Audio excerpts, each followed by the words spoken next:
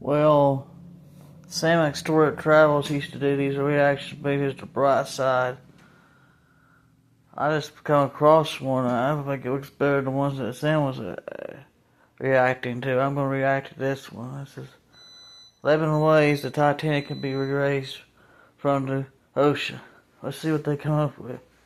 But the animation on this video is fantastic. It's better than the rest of them.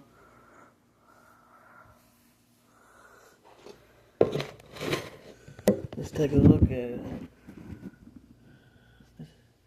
This animation here is better than the rest of them. Let's see. Let's start. Crashed into a huge iceberg and sank. Crashed into a huge iceberg and sank. Yep, we've covered that. But what if this time we use the ice to bring the ship to the surface? This requires several thousand feet of wire mesh and a lot of liquid nitrogen. Our goal is to put the Titanic in a huge block of ice that will raise the ship to the surface. Now to do this, you need to wrap the wreck in a wire mesh and cover it with liquid nitrogen. The first problem you face is the inability to wrap the ship completely. You need to somehow lift the ship a little to put the mesh under it. Let's say that by some miracle you manage to do so. Next, you need to transport hundreds of large tanks of liquid nitrogen. You're underwater, opening the tanks, and it's so cold that the icy water of the Atlantic Ocean looks like it's boiling. The nitrogen just sizzles, dissipates, and certainly doesn't create a block of ice around the mesh. All right, new attempt. Raise the Titanic with the help of huge magnets. For this, you need a large cruiser and some powerful magnets. You attach thick cables to the magnets and lower them to the bottom. Bright projectors illuminate the black ocean depths. Parts of the wreck are visible. This company must be learning. This animation's 10 times better than it used to be. Wow. The magnets descend lower and cling to the iron hull of the ship. The I ain't got a pull problem. the cables and magnets up. Some of them detach from the Titanic as the iron surface is covered with reusing cords. Some parts of the wreck break away from the ship and rise. The power of the cruiser is not enough. One of the cables is torn. Not only the weight of the individual parts of the Titanic, but also the colossal water pressure interferes with the operation. The sunken ship can't be raised completely, only in small parts. In reality, there has already been an attempt to raise the Titanic in parts. The $5 million operation failed. Nylon slings were attached to a large part of the wreck. The other ends of the slings were connected to the diesel engines. For the entire operation, they used a mini submarine. A piece of the Titanic weighing 21 tons was pulled up, but one of the slings broke because of the strong water pressure. Then, one by one, the other cables began to snap, and a huge piece fell back to the seafloor. By this time, all the participants of the rescue operation had run out of food supplies, and it was far from the nearest shore, so they decided not to make a second attempt. A book was written and a movie was made about how the Titanic was lifted with compressed air. In reality, no one even attempted this operation. To do this, you'd need several hundred large cylinders of compressed air. At first, you install them inside the Titanic's hull and wait for them to pull the ship to the surface. As soon as you lower the cylinders under the water, they immediately float upwards. This greatly complicates the operation. You need to fasten the cylinders with cables and pull them down to the bottom using a powerful submarine, or better yet, several of them. Because of the high pressure, the cylinders might burst. In this case, the blast wave would hit other cylinders and provoke a catastrophe. Too expensive and unsafe. The most expensive and complex plan to raise the Titanic is probably the one where scientists somehow extract hydrogen and oxygen from the ocean water. Then, these extracted elements must fill special containers. Those containers are attached to the ship, and the Titanic would rise to the surface. Even if you extract oxygen and hydrogen from millions of tons of water, the rest of the ocean water will replace it. A machine that will be capable of such filtering should cost billions of dollars. Or you can come up with a chemical element that will use a chain reaction to purify all the water.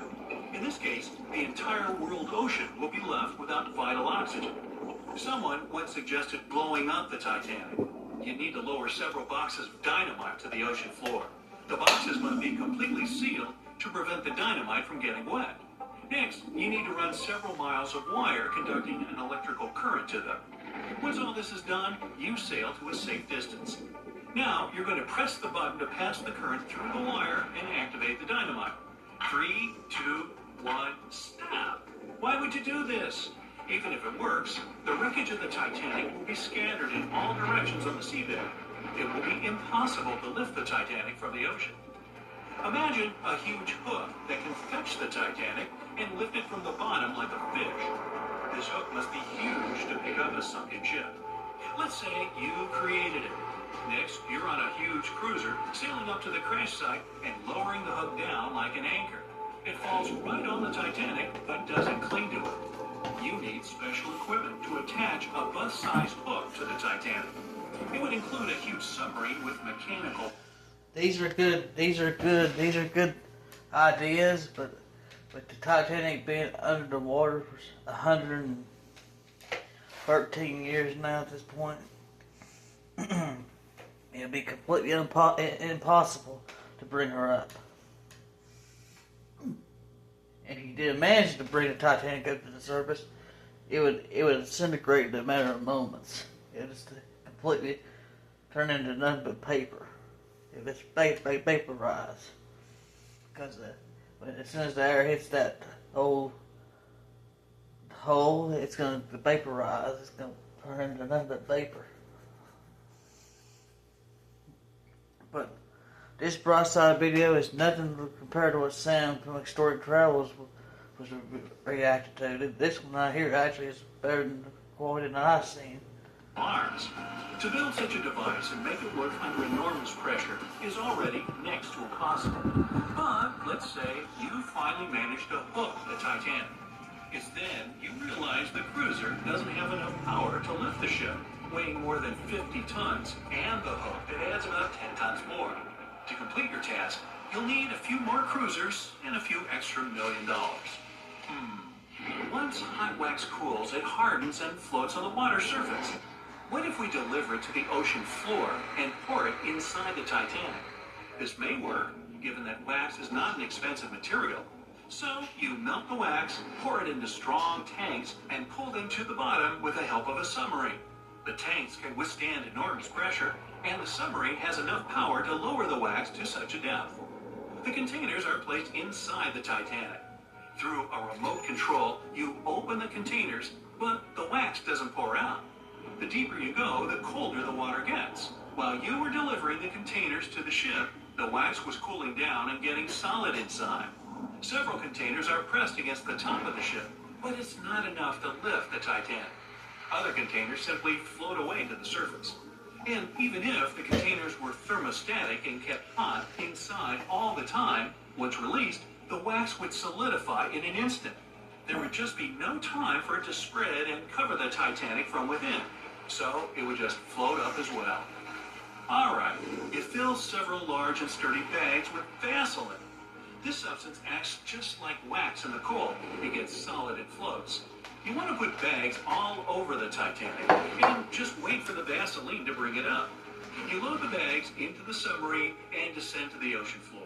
Some parts of the ship can't be reached because of the clinging corals. You decide to unload all the bags in one place.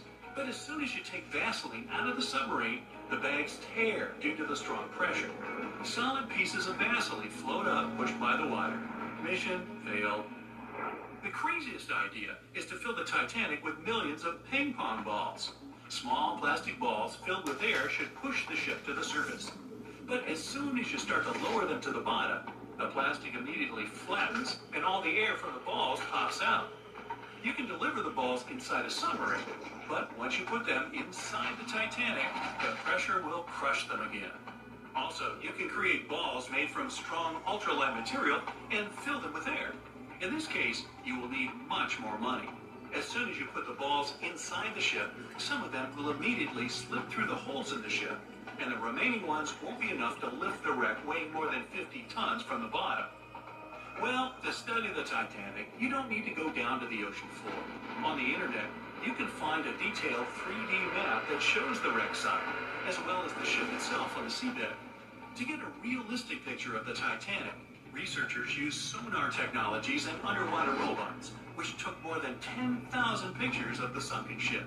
So, what do you think? Leave it alone? Yeah, me too. Thick fog is...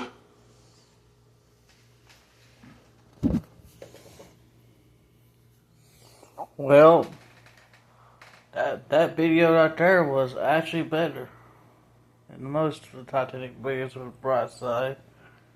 I have to say that. This one gets a thumbs up.